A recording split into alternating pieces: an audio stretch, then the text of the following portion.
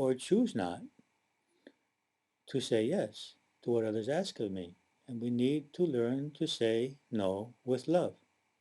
And being able to say no with love allows us to say yes with love. Perhaps in a future webinar we will talk about freedom, because if I'm not free to say no, then when I say yes, I often feel suppressed because I feel that yes, there was no other choice. And so I may even start harboring negativity towards that person even though I say yes. So it's important to know that we are worthy of love and respect even when we have to say no or choose to say no. But in order to be able to do that, we have to be able to love others when they say no to us. So it's a two-way street. If I am able to love others when they are not able or willing to comply with my needs, then in certain situations, I may need to say no and feel that I am lovable and not feel rejection and not feel guilty. It's wonderful, of course, whenever we can, out of love, do for others what they're asking, but there may be times when what they're asking is not good for them, and we may be harming them by doing for them what they could be doing for themselves. My self-worth is independent of how what I give compares to what I receive. We already mentioned this last week, in the last class, that some of us tend to feel that we need to give more than what we receive from others in order to be worthy, that the person who gives more is more worthy. We need to let go of this. We are not giving because we're loving. We're giving to gain our self-worth. And that's not giving, that's taking. So we need to be able to let go of this perception and understand that our self-worth is independent of how much we give or how much we receive, and just receive and give out of love, nothing else, not dependent on self-worth. My self-worth is independent of whether others are able to trust and confide in me or not. So some of us feel rejection when others refuse to confide in us or trust in us. It's like they're saying to us, well, you're not a good person if I don't trust you. That's how we interpret it. But the very fact is that in most cases, these people have their own problems, their own fears of revealing themselves. And it has nothing to do with us, and certainly nothing to do with our self-worth. So we need to be able to feel okay when someone chooses, when they're aloof or fearful, and choose not to confide in us, not to share their feelings or needs, or to tell us what's going on within them. My self-worth is a reflection of my divine origin and has nothing to do with family, religion, economic, or social status, or any other grouping. So we need to let go of all of these stratifications, social stratifications of economic status, educational status, religion, nationality. We are all equally expressions of divine consciousness. We all have that image. We may not have all of the likeness to the same degree. Some of us may be manifesting more of that likeness, but the image, the consciousness is within us. I love and accept myself exactly as I am, including my weaknesses and faults, at my present stage of my evolutionary process. So the key word here is my present stage. It's a stage of my evolutionary process. I'm not perfect, otherwise I wouldn't be here unless I was an avatar who just came to serve humanity. I'm here because I'm still in this process and I've come to learn, and I'm lovable as I am in that process. I am beautiful just as I am, just as all of nature, of which I am an expression. So each of us is uniquely beautiful as we are. We need to do nothing to change our appearance. It's a shame to waste all of this money, time, and energy. Let's keep a clean body, a clean mind, happy thoughts, a smile on our face, and we're beautiful. My self-worth is based on my inner being, my existence itself, my divine nature, and not on any external factor. So just imagine that light in your chest, in the center of your being, within you and around you.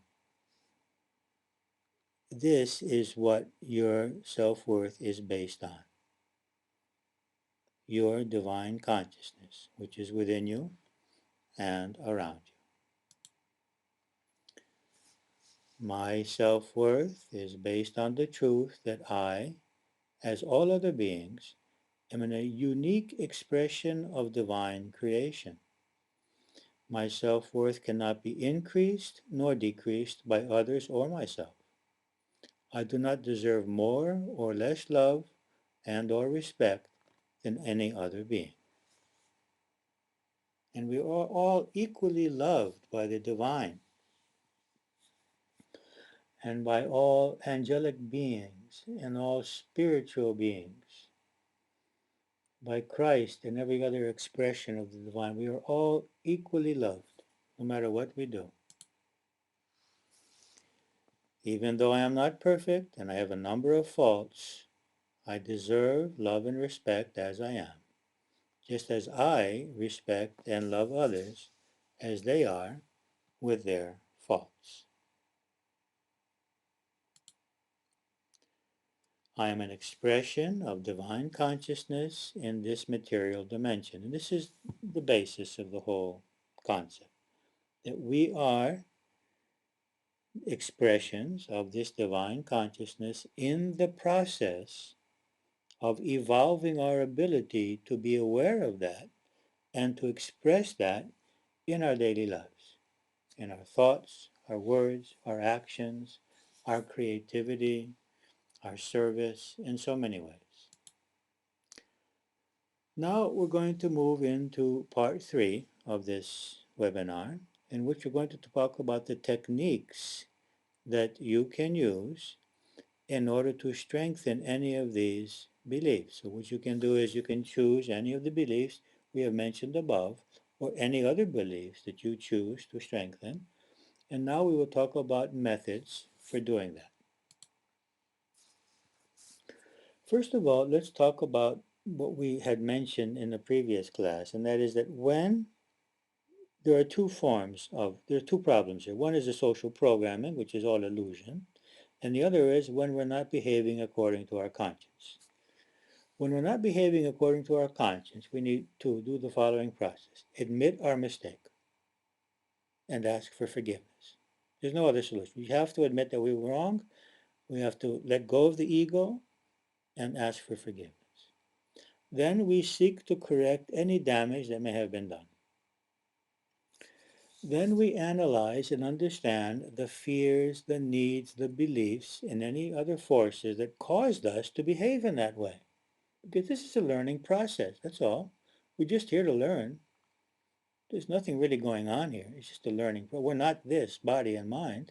So what were the beliefs? What was I believing, fearing, needing that caused me to behave in a way which afterwards I did not feel good? I mean, I felt like this is not how I would like the other person to behave to me. Then discover the new belief that will free us from the old behavior and allow us to behave as we would like to ideally. So what do I need to believe? What transformation do I need to make so that I'm free from the need or the fear and I can behave as I would like to, as I would like the other to behave to me? And then we determine the new way of behaving, this alternative behavior from now on, and we imagine ourselves doing that. We practice it in our minds. then we realize that we are not actually the creators of the other's reality, but that life has used us to give them this experience, just as it uses them to give us experiences.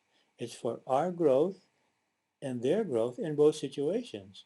When we are the abuser and they are the abused, and when they are the abusers and we are the abused, it's all a play, a drama for our mutual evolution.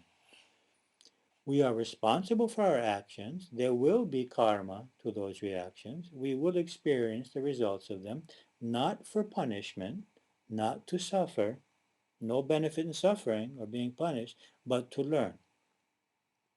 So we are not actually the creators. We have not actually created anyone else's reality. And number 7, we realize that our essence is divine, pure, and always worthy of love and respect and acceptance. So this is the process of dealing with situations in which our conscience is bothering us. Now, most of those situations in which we have behaved in conflict with our conscience are the result of the fact that we fear for our self-worth, security, freedom, pleasure, happiness, and fulfillment.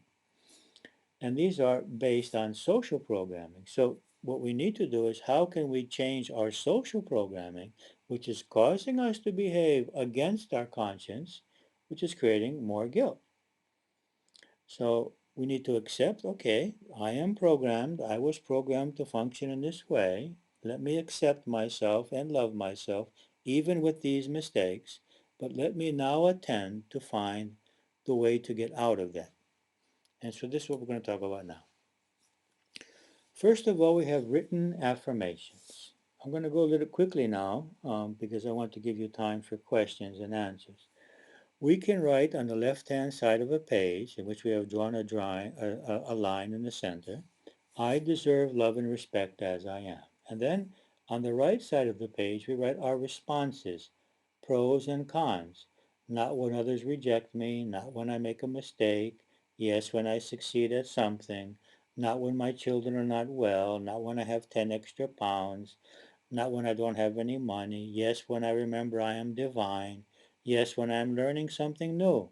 Not when my parents do not accept me. Not when I fear. Not when my children are not well. Not when I lie or cover the truth. So this is a process that you can do for 3 or 4 days, writing on the left-hand side 20 times the phrase, I deserve love and respect as I am, and then writing on the right-hand side any kinds of answers that come which verify or which conflict with this perception. And then, once you have done that a number of times, well, I would say about 20 times a day, 20 times you write the affirmation, you move on to the next stage, which is to personalize the affirmation. And what do we do there? It says, well, I deserve love and respect even when my mother does not accept me, or even when my children are not well, or even when I have 10 extra pounds, or when I do not have an exclusive love partner, whatever it may be. And then we write on the right-hand side the responses that come to us to one of those. We don't write all these different ones. You choose one. And we write on the right-hand side whatever comes to our mind. And then we see what our obstacle is there. And we bring that over to the left-hand side and we say, okay, I deserve love and respect even when, and we put in the new obstacle. And we keep doing this as we go deeper and deeper until we get to the point where there is no more resistance to this perception.